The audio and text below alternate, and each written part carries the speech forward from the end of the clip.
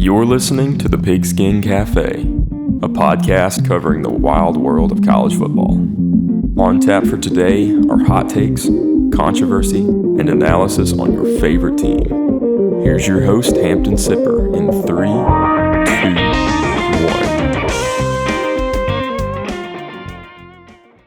1. Welcome back in to the Pigskin Cafe. My name is Hampton Sipper, and I've got Mr. Graham Haney joining me tonight. We're missing Chase. We're missing Mr. Logan Farabee, who was so kind to grace us with his presence last week. Loved having him on the show and the insight he provided. And we miss him this week, and we also miss Chase. So hopefully he'll be back on our next show when we review Week 8 and look ahead to Week 9 next week. Before we get into what was an incredible Week 7 of college football, a few housekeeping items. Be sure to subscribe to our YouTube channel if you have not. Leave us a like, leave us a comment, and hit that notification bell. Now, Graham, we've got a good bit to talk about. We're going to try to keep it a little shorter than usual because, man, we had some technical difficulties trying to get on and record for you guys, but we persevered. We made it. We're here.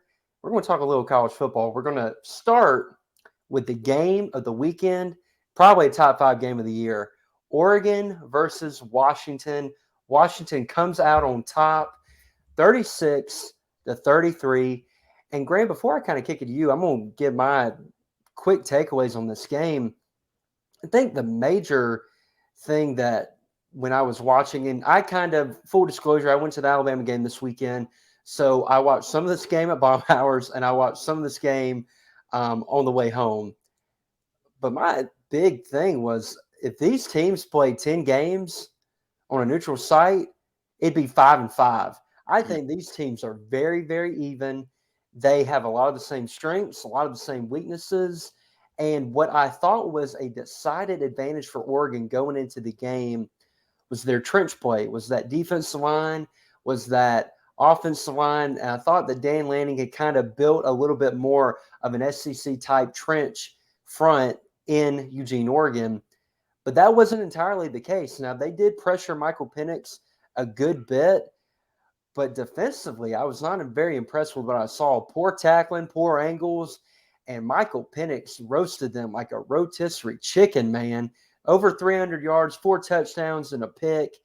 I mean, Bo Nix didn't do bad himself. He had a really good game. I mean, I believe he was 33 of 44 for 333, maybe 333, 337. That's a lot of threes right there. And a couple touchdowns. And he got them in field goal position, field goal range. And the guy, the kicker, bless his heart, he pushed it right. And Washington came out on top. And there's a lot of discussion about this game with how Dan Lanning handled it from some of the coaching decisions he made. And a lot of people are going to point to him going for it at midfield and then Washington scoring after that. And while I say that is not what I would have done, I understood his rationale a little bit more on that one. You're thinking to yourself, Washington's going to score anyway because our defense has not been playing very well. Now, they had just stopped and on a goal line stand, I believe, the drive before that. But Washington had consistently been driving the ball all game. And you trust your offense, you trust Bo Nix to kind of get the job done. Obviously, they did not convert. I did not love the third down call that preceded the fourth down, just straight inside zone. But you give them the ball and you're thinking, if they score, we're going to have time to go down and kick a field goal. That's exactly what happened. They didn't kick the field goal, or they did kick the field goal, but they didn't make it. So while that is not what I would have done, I don't kill him for that. What I kill him for, before the half, it's 4th and goal, and you go for it, and you don't take the points, and you get the ball coming out of half.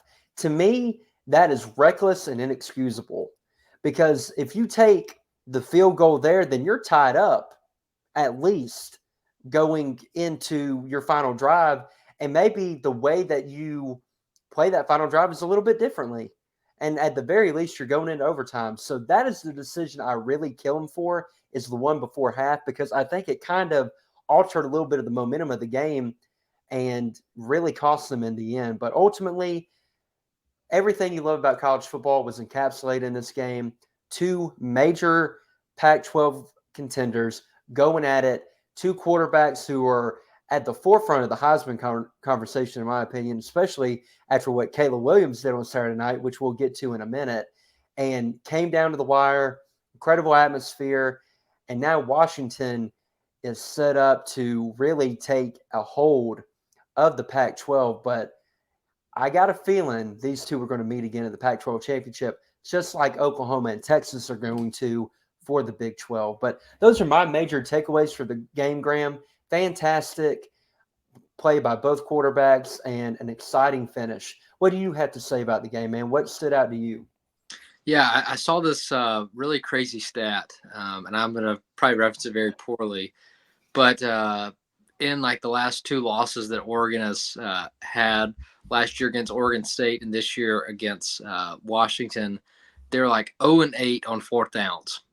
So I think from that stat, you can just tell that the games that Oregon is overly aggressive and does not execute, they lose.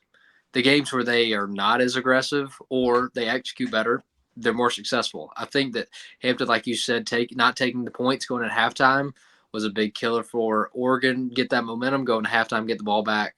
But at the end of the day, I mean, the last play for Oregon was the missed field goal to tie the game. And so credit to Washington, that they're a very good team. Oregon is too. They're very, very talented. And Hampton, like you said, this is one of those coin flip kind of games. They're playing in Eugene. The score is probably 36-33 the opposite way. Agreed.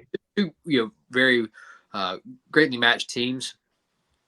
And it's just, it was just fun to watch. Michael Penix is an elite thrower of the football. So one of the fun. college football in recent memory, and just the sense of his willingness to throw it, but it's also his arm strength and accuracy.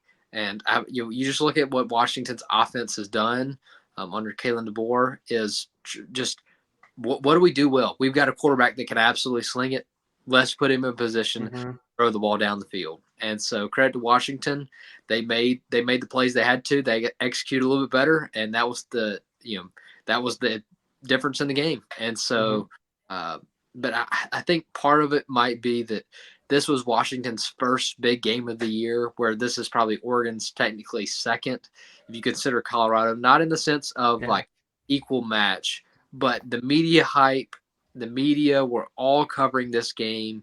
And for Oregon, they were able to push it off one time. Dan Lanning pulled out all the strings, had the one-liner to come out.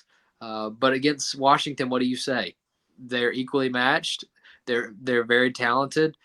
They do things probably exactly like Oregon does. So the difference in this game was who made the extra play, and ultimately this game was who didn't make the extra play, who didn't execute when they needed to, and that's how Washington ended up on top. It's a great game. I will just say this, and then we can move on. It might have been the strangest college game day I've ever seen. Just so many cringe moments for college football fans. It was honestly just like it was like secondhand embarrassment of what are we doing? Like why? Yeah, like I get that college game day is supposed to be fun, but in the day it's supposed to be professional, and I'm not. But it was like one thing after another of we're just letting anybody up here. We're letting anybody come in and participate, and I think that college game day has really just changed their trajectory. Instead of turning to like professional like sports coverage into can we get 30 1-minute clips in 3 hours? That we can post on TikTok, go viral, maybe. I agree. I didn't really watch College Game Day, but I did see Desmond Howard lead his little chant, and he should be put on 24-hour probation for that, because that was wow. I don't have quite the words to explain how cringy that was. He was confident. We can say that. Hey, he fully committed. We'll give him that. Very, very glad that nobody else participated. I think that's what made it worse. I think that's what made it was that he was doing it. It was like obviously like pushing the limits, but it's like, okay, nobody else is participating here. Well, could you imagine in the game day like production meeting, He's like, "Hey, everybody, I've got a great idea." Who?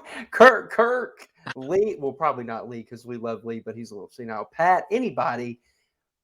Nobody thought to say, "Hey, Desmond, this is a terrible idea." No, they said, "No, you go for it, buddy," and then hung him out to dry. So I guess I respect that portion of it. But to echo what you said, and then we'll move on. Penix is such a fun player to watch, especially with his ability to throw the ball deep. And he has like a gunslinger mentality that you just really love to see. He's got a cool college football arc and story with starting at Indiana and then the success that he's found at Washington.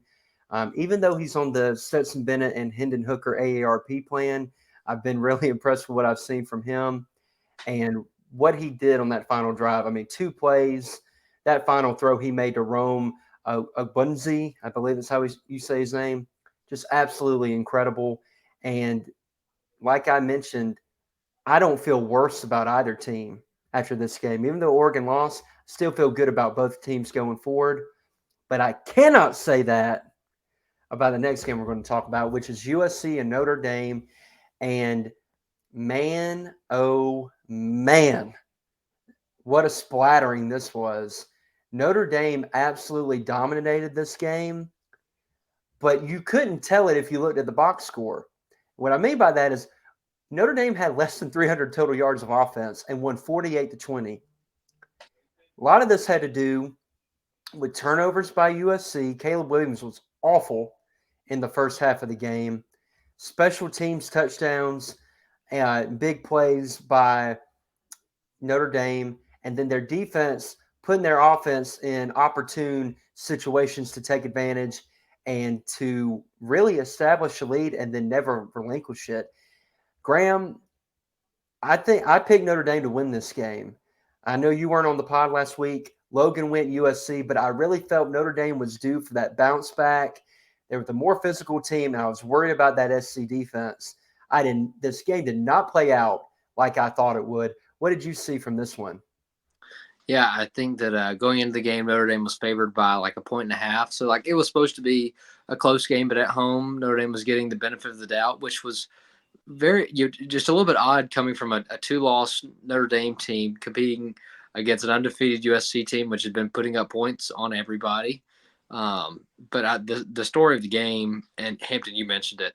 Caleb Williams played horrific. I mean, he is their offense. They have a few talented weapons around him, but we obviously know that under Lincoln Riley, there is no defense, not at all. But Caleb Williams just kept turning the ball over, especially early in drives. So Notre Dame was getting really, really good field position. So they didn't have to put up a 75-yard drive in order to score. It was a pick six here, turnover there, and then it's, hey, we're at the 35. We could just run it in. If not, we can always kick a field goal. So I think that's the story of the game is how subpar Caleb Williams played. Credit Notre Dame is a tough environment to play on the road, but I think we had high expectations for this USC team. And them losing in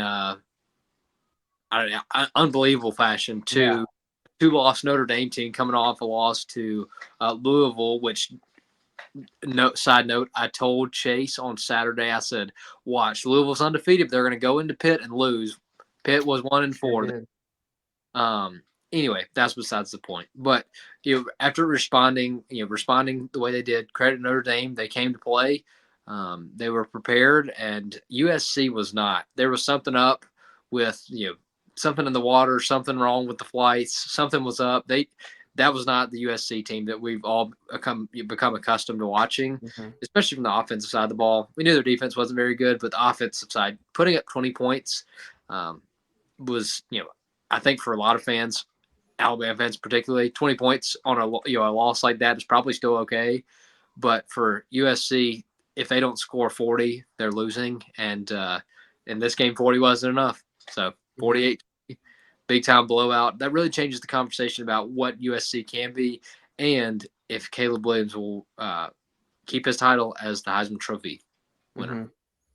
I think he clearly lost that this weekend because voters don't like voting for the same guy twice, and they're looking for any little thing to get you out of the race. I think that performance sealed that. Not saying he can't have a great year. I'm just saying I think voters are looking for any little thing to disqualify him, and he did that in spades.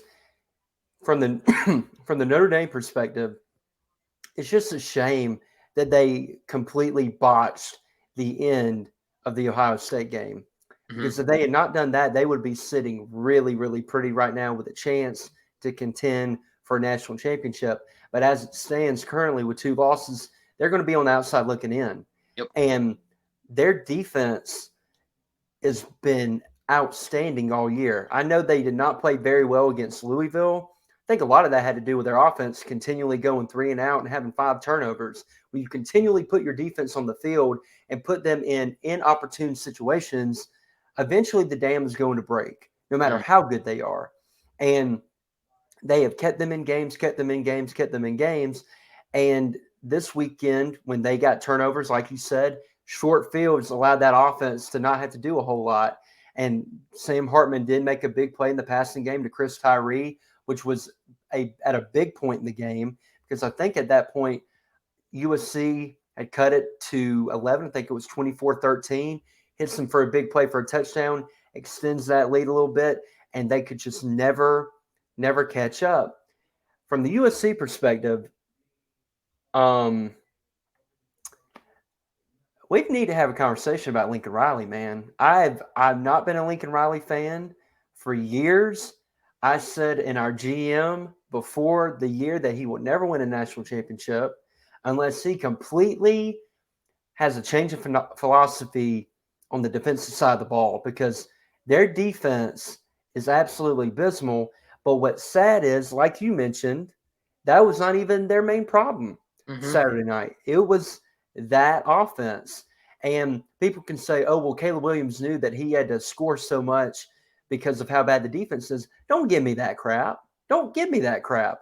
Notre Dame was not doing any, like, if you just play that game turnover free, you'd probably win, because Notre Dame could not consistently put drives together. But they struggled against Arizona. I mean, they didn't score a touchdown against Arizona, I believe, until midway through the second quarter. Got off to a slow start there. Caleb Williams didn't play very well then, and didn't play well against Notre Dame. And I think part of that has to do with Notre Dame's defense being really good, but also he plays backyard football almost too much. You know, he doesn't play within structure enough. And while that can work, and when it does, it is beautiful to behold. But this game, with athletes that are comparable to you can't just freelance back there. And I think you saw that on Saturday night, him trying to do way too much, and it bit him in the butt multiple times. It doesn't get any easier for USC. They have Utah this week, a team that beat them twice last year. Now, we may or may not talk about this on the preview show.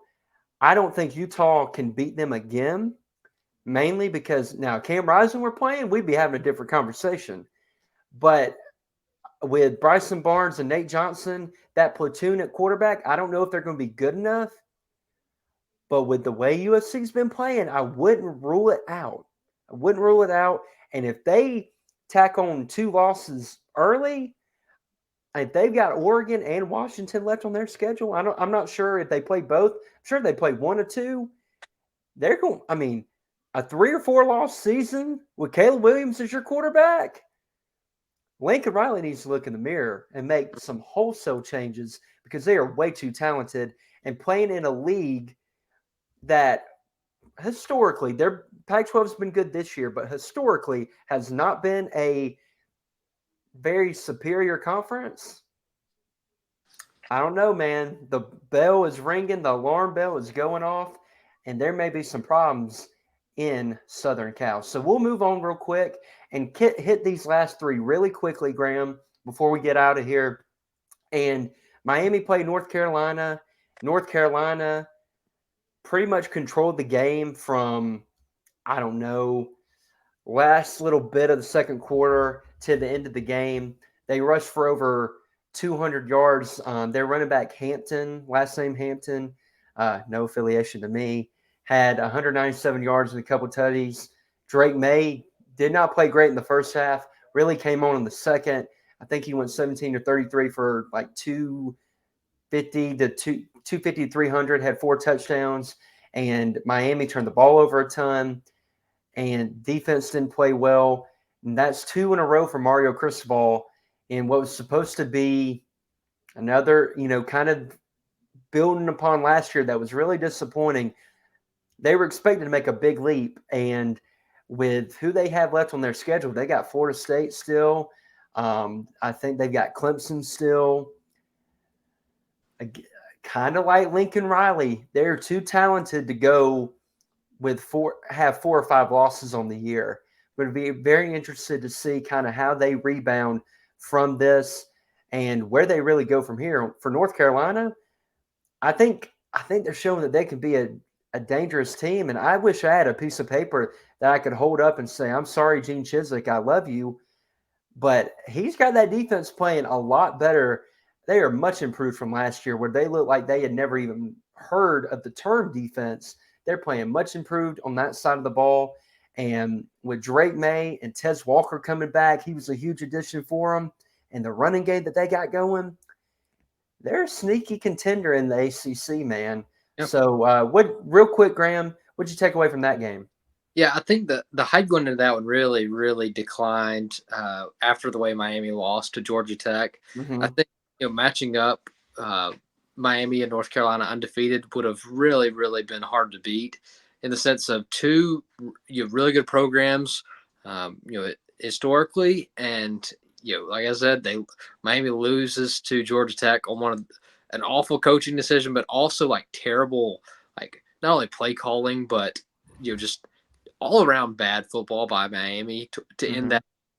And that really just, not that it translated to the game against North Carolina, but it really, like, to me, turned some fans off the sense of, oh, well, this team lost Georgia Tech last week. We can't trust Mario Cristobal and win this one.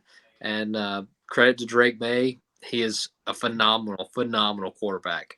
The Walker guy, first game, is it the first game after his NCAA appeal? We talked about that on a previous podcast. Very, very just odd situation, just all in general. But he came up big for North Carolina, and you understand now why they were fighting so hard. Oh, yeah. You see why Mike Brown was so upset. Yeah. I think to me, it was better for the ACC that North Carolina won that one, setting up a North Carolina, Florida State. Those are the 2 top dogs of the ACC. Mm-hmm. Where in the Pac-12, if you look at it, there's 4 or 5 teams that are all in that elite tier, and that is not sustainable at all, and that leads to come week 12, and you're going to have 4 teams. You might have one undefeated team left, but most likely you're going to have all 5 or 6 of those teams with 1 loss. I think for the ACC, better for the conference right now and going forward to have those 2 top dogs this year, of knowing it is Florida State and North Carolina, and that's going to be the matchup for the championship. So going forward, good win by North Carolina. I'd like to see them continue to just grow and to be ready to look forward to their matchups down the road. They're exciting to watch. And Graham, I'm looking at their schedule.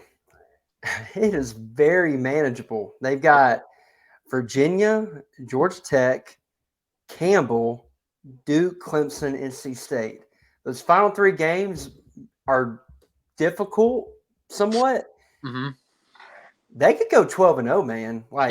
Legit. Like, it is right there within reach. And Mac Brown could have and with Drake May, I mean, I've always been a Drake May guy over Caleb Williams, not arguing from like maybe a quarterback eval perspective. I like him a lot more. But with him in the college football playoff, North Carolina's going to have the best quarterback, arguably.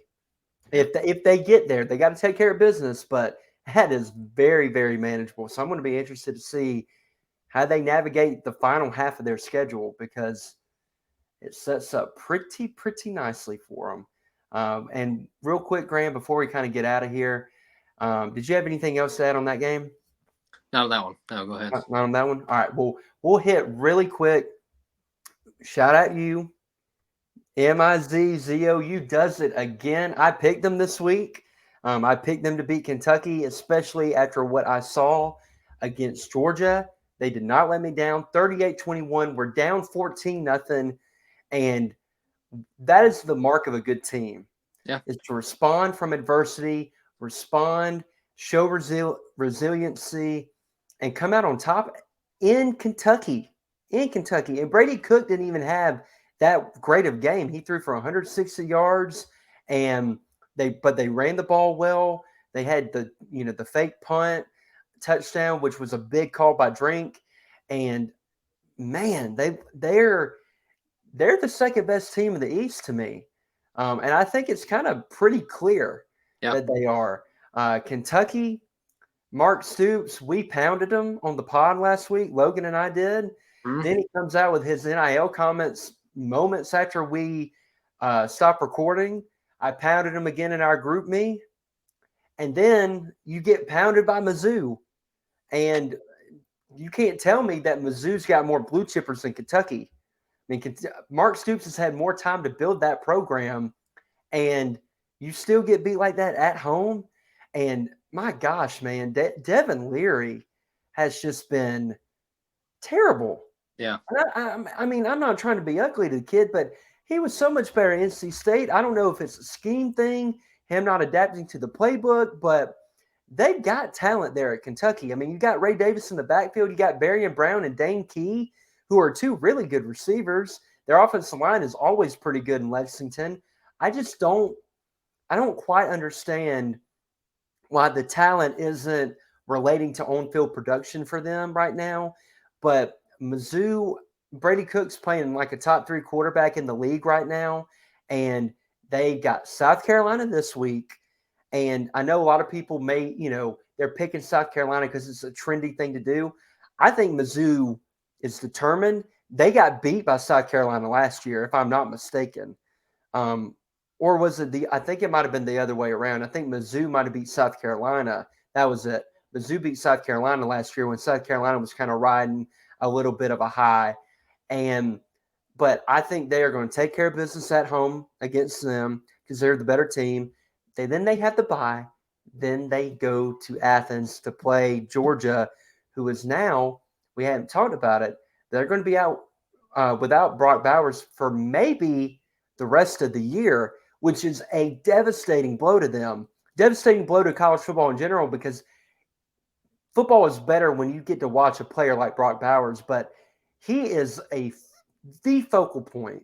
He is the sun, and Georgia is the earth that revolves around him. That is their offense. And I hope I did not butcher that analogy. But I think Mizzou can go in and beat them, man. Like, I think they can attack them in a way that can lead to a W.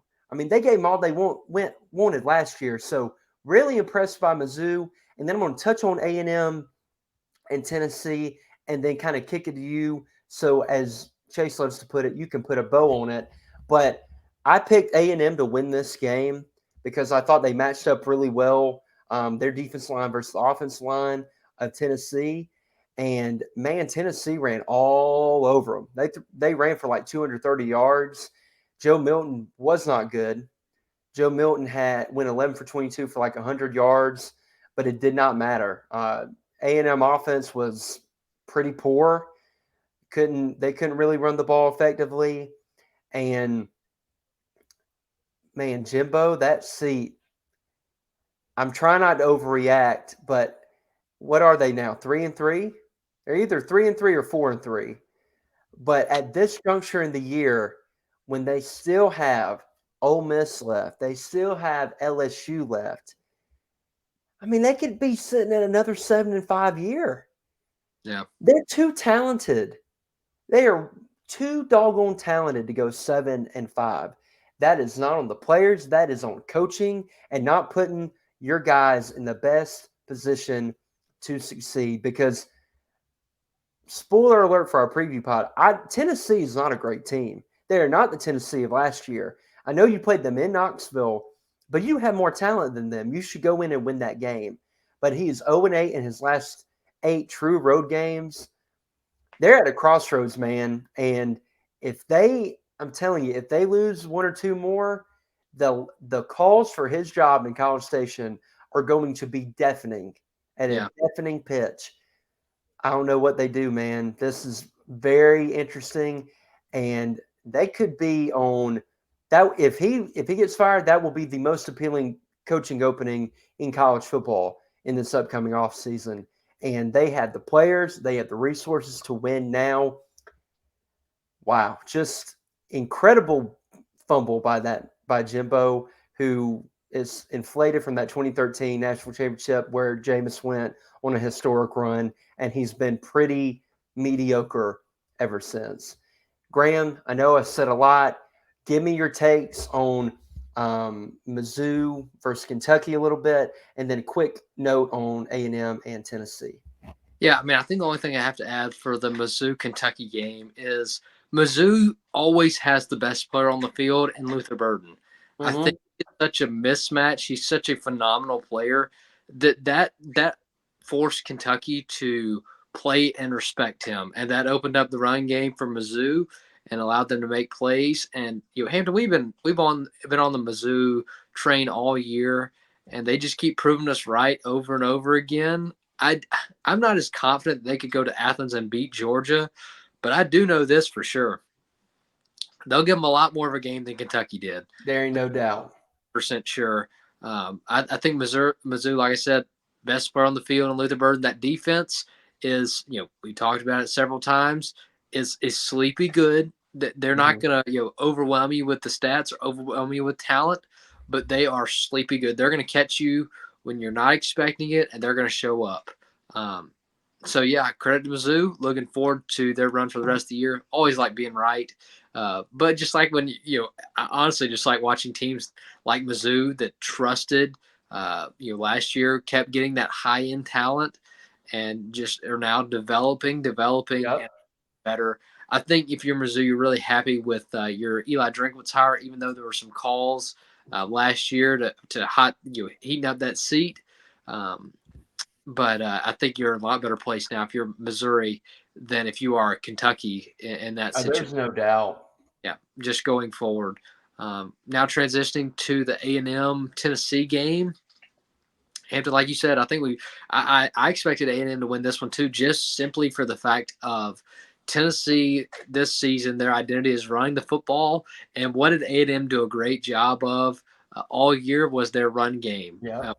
Your run game defense. They were able to stop. They were able to play the trenches, and credit to Josh Heupel. I mean, the guy is able to produce offenses when he does not have talent, like he did last year. Joe Milton is, Hampton, like we said, he's a highlight reel quarterback. He's got a phenomenal arm, not the most accurate. Just credit to Tennessee for being able to adapt and change their identity to be a team of, we got to run the football this year. That's where our best players are. Let's go do it. And then A&M, I mean, Hampton, you mentioned it. Just another disappointing year of just losing to teams that we are better than. And Unmet expectations. yeah, I think that for A&M fans, they are very committed to success, and they love Texas A&M, as Chase loves to say. But there's got to be a point where okay is not good enough. And A&M for several years in there was not very good. So coming off of that, okay is okay. But now with what you're doing, you're paying Jimbo so much money. His best recruiting class, the number one recruiting class of the cycle 2 years ago, will be juniors next year. Something's got to change. It's put up or shut up for A&M. It has to be. And man, I think that the heat's going to turn up on Jimbo if they lose five. If they lose 5 games again this year, I see it hard for him to keep his job. And the simple fact of you're going to have more talent next year than you ever will. Why are you going to give it? Like, why are you going to keep trusting the person that keeps fumbling the bag over and over and over again? I think that's the moral of the story. And A&M has plenty of money, so it's not like the buyout's going to be much of an issue on that end. So, man, A&M, they have to respond. They have to. They have to win out the rest of the season in order for Jimbo not to lose his not to like get in that conversation of losing his job. But overall, great week of football from the Absolutely. around college football. I think there were several upsets, but several good matchups when you look at scheme versus scheme. You look at the best performers in the country: Michael Penix versus Bo Nix, Caleb Williams fumbling the bag against Notre Dame, Drake May stepping down for North Carolina. It's a great week of college football. Absolutely. And a week going in that if you looked at the slate, you were like, not the best, but man, those afternoon games were just fantastic because you had Washington, Oregon going on. You had South Carolina, Florida, which was a sneaky one. Florida shaking off the road woes and going to Columbia and getting the win. And there was one other one going on at that time. Oh, A&M, Tennessee. That wasn't the prettiest game, but it was a close one back and forth. Just great stuff, great nightcap. And we get to do it all again this weekend. And I, for one, I don't know why I did that. I, for one, cannot wait to talk about it with you here in just a minute when we get off this pod. And folks, we appreciate you listening to us, and we appreciate you listening even though we lied to you and said this was going to be a shorter episode. We still went 35 minutes, but that's just how it goes. A lot to talk about, a lot of fun discussion. Like Chase says, if you're listening while you're getting ready to work, if you're in the shower, we appreciate it. It truly means a lot, all the support we've received this year, and we hope you share it with your friends. And like I said, leave us a like, leave us a comment, and subscribe if you haven't already. We'll be back on Thursday to preview Week 8, but the Pigskin Cafe is closed for now. But until next time, chew on that.